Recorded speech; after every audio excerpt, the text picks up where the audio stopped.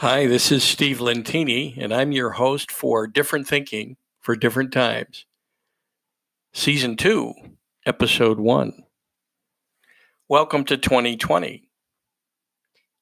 So, for those of you that have listened, you know that I spent time on the other side. I had a death experience on November 18th, 2002, 5 days after I was admitted into the emergency room at Waltham Hospital in Massachusetts. I was taken by ambulance from a seminar. 1 second I was fine, and the next second needed an ambulance, and 5 days later flatlined while in the company of two friends. And so what I've learned from that is that we go from this to that in a blink of an eye. I was in the hospital bed in intensive care 1 second, and the next second, no body. But I'm glad to report there's consciousness, and it's amazing. It's way beyond what I call our acorn brain that we walk around with in this world. It's way beyond anything that's been written previously, anything that anyone knows anything about unless they've been there. And you've heard from people who've had near-death experiences. I call it a death experience because, after all, we don't die. It's just an experience, right? We think we die, we don't. And we're so afraid of something. I think death is overrated because we do go from this to that, and we just have to have faith.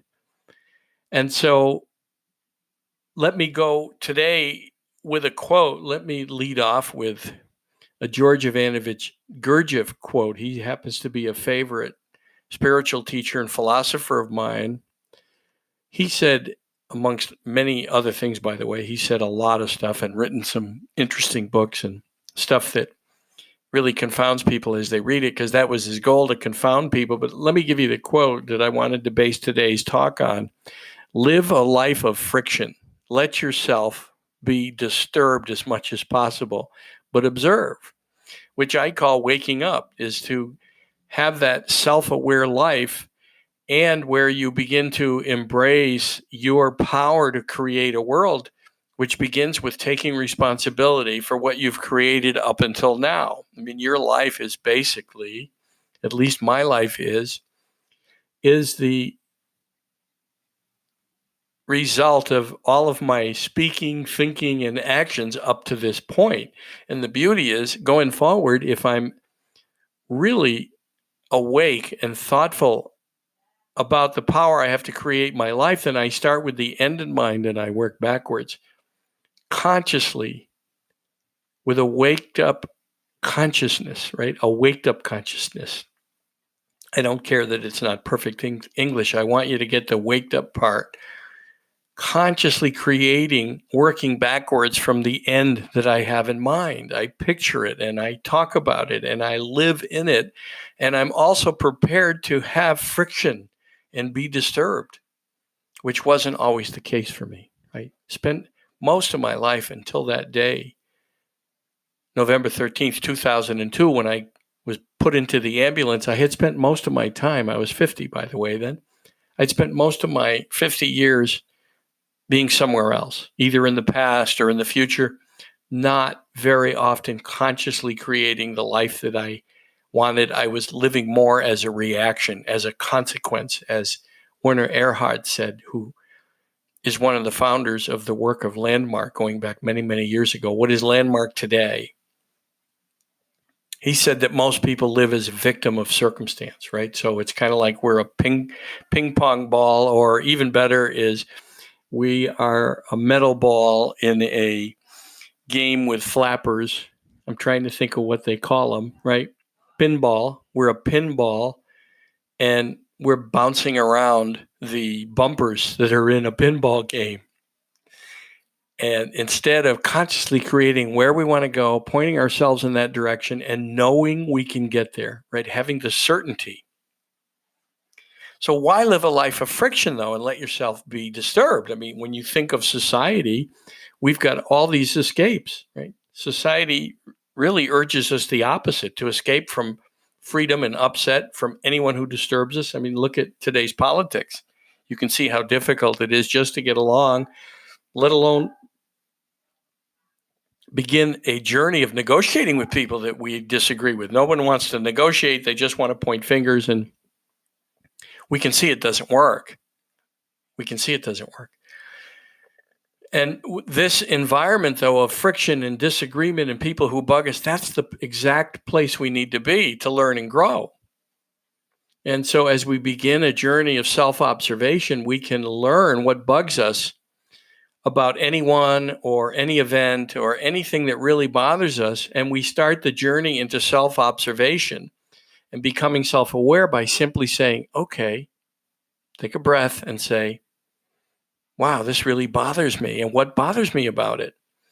In some cases, I'll share with you what Debbie Ford, who's long since passed from this world into the next, she wrote a book called The Dark Side of the Light Chasers. And she said the people, and I quote, the people in situations that make us uncomfortable are mirroring back to us the parts of ourselves that we have not acknowledged. We don't know what we don't know. That part of ourselves, right? What we don't know that we don't know.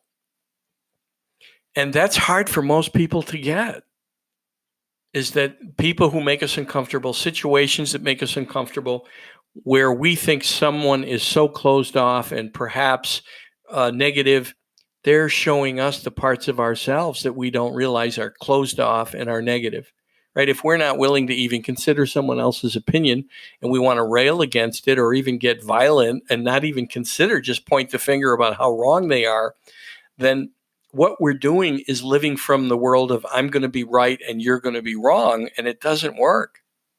It doesn't work.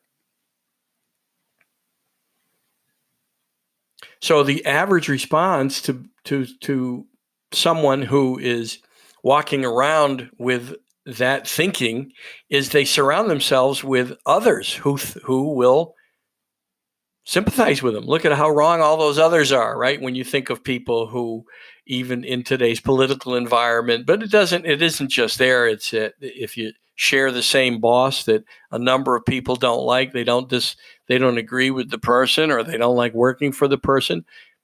After work, people or the lunchroom, people are whispering. Other parts of the company, people are whispering, or they go out after work and they share all their stories, right?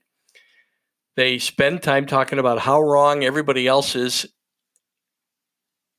and all the others, how wrong they are, and they are just nursing each other's wounds instead of looking at, hey, where am I like this person? How can I change? How can I support them?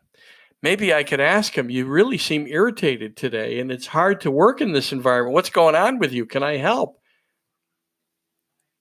And then when you look at regular, typical society, we can see all the escape routes, right? So modern society sets us up to even enjoy some of the escapes. And often they lead to addictions, alcoholism, drug addiction, binging on food. Today's binging on TV shows, video games, and then even sex. So there are people who live life escaping and don't want to have a life of friction. And all they do is talk about the woe that they have from this disturbing life filled with friction. And really, we want to get to a place where we can embrace a life of friction and figure out how to have a dialogue, not with the goal of changing people's minds, but to understand what their thinking comes from and what is their perceived threat or hurt, or how are they like you and just different, or why is it you react to different thinking? My question is it possible that you are as limited in your thinking that you think others are, just differently, coming from a different stance and a different perspective? So it's only by inviting gratefully people who disturb me that I've begun to learn just how small-minded I am in some areas of my life, and that I was able to work on it when I started to notice it, called that self-awareness, observing myself. And I've learned to be more present in the moment, instead of thinking of the past or the future. By accepting all the moments of my life as they show up, I can now more easily, and it's never perfect, it's a journey, it's not a destination, but now I can more easily surrender into what is and think, okay, this must be the plan. Eckhart Tolle, if you study The Power of Now or any of his work, or if you've listened to him on YouTube, he often says, some people think reality is nuts. And he says, when you fight life, life fights you. So I can have a sense of humor now when I think of, when I catch myself obsessing over something, and I call it my acorn brain, and I can overcome it when I, especially, and a chuckle and laugh when I think of Eckhart Tolle saying, some people think reality is nuts, and I catch it and say, well, that's me right now. I think reality is nuts. And instead of fighting what is, I can say, okay, this must be the plan, and surrender into it. And I learn from that experiment, right, on my thinking by changing me. It's amazing how much my life changes by just allowing and surrendering. And who cares if somebody thinks differently? Who cares if somebody's got a different opinion about your favorite politician? Who cares? You just control you. And when it comes time to vote, vote for your person. But you don't have to explain it. And you don't even have to say who you're voting for. My mother used to say, she never told us who she voted for. She used to say, it's none of your business. And my life is none of your business, and your life is no one's business either. So think about this for a minute. The oyster yields a pearl only by living with and accommodating an irritating grain of sand. The oyster yields a pearl only by living with and accommodating an irritating grain of sand. I said that again so that you can spend some time thinking about that. Who are the grains of sand in your life? What events are the same? What events are grains of sand, irritating you, bothering you? Accept them as a gift for turning you into a pearl over your lifetime. And in each moment, you might find the joy, satisfaction, and happiness that you've been seeking up till now through avoidance. And maybe not. Don't take my word for it. Instead, embark on this journey for 1, 2, or even 5 years and see what happens. Choose to make your life one of embracing friction and disturbances as the true gifts that you have yet to unwrap. Think about that a minute. See if you can overcome yourself, I call it, because really that's our job. Our job is to overcome ourselves, because where we go from here is way beyond small-minded thinking. There is no sex, no sexes, no race, no nationalities, no religion. There's nothing from here is there, right? It's otherworldly. It's way beyond. It's the infinite, the omnipotent. It's way beyond any of our thinking. And just think, it mirrors the universe that we're in. We're floating on a garden planet around an exposed nuclear fusion plant that we call the sun to make it comfortable. And we forget the miracle that we're surrounded with. We are living in a miracle. It's a miracle that in the midst of this blackness, here we are, a little dot, and all that's required for life is here in perfect order. It's at the exact right spot, floating around that thing called the sun. So when we remember that we live in a miracle.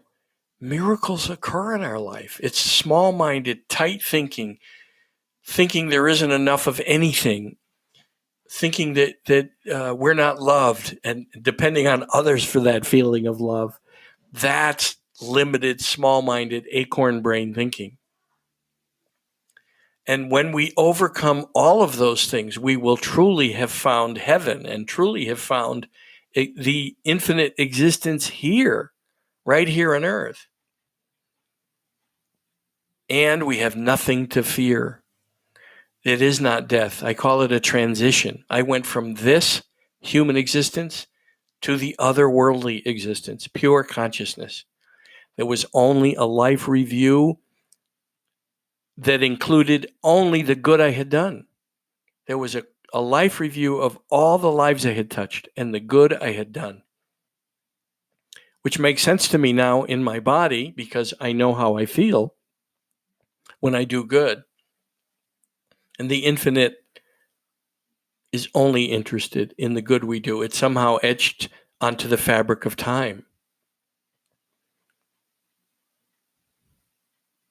So imagine, right? No religions. It didn't matter what I called it, whether I called it God or the infinite or the divine or the universe or the Christ consciousness or the Buddha. It didn't matter. It had no name, as Lao Tzu said in the Tao Te Ching. You cannot name that which has no name. So think about that. Don't take my word for it. Someday you will all die. I hope it's not tonight, but you will transition, is what I'd rather say, from this into that, from the limited into the limitless. And we are really limited here in our bodies. Work on observing yourself and work on resisting the acorn brain, that small-minded thought that makes so many others wrong, that has you angry and resentful and bitter. And the sense of humor that the universe has is none of it matters. It's not going to matter when you get on the other side. And that may upset a lot of people who believe that their religion is the one and they're out there killing people in the world because they believe differently about God. God doesn't believe differently about us. For me, it's God, and the universe doesn't think differently about us. We're all the same. We're loved. We're an infinite energy. We just go from this experience to that. We're here to learn and grow. We're here to get over all that small-minded acorn brain thinking. So I ask you, prove it to yourself. Begin the journey of becoming more accepting, more loving. Work on eliminating any small-minded thinking. And you don't have to share it with anybody, and you could as you learn and grow. If you've had an experience similar to mine, I'm glad for you to reach out to me, Steve at stevelentini.com. Email me, Steve at stevelentini, L-E-N-T as in Tom, I-N-I.com. Email me, share it with me. I'm glad to interview you and have you on the podcast. If you disagree, email me. Either way, I don't mind. It's okay. You can have a different thought than I have. I just ask that you allow me that. Thank you, and I'm grateful. Have a good evening.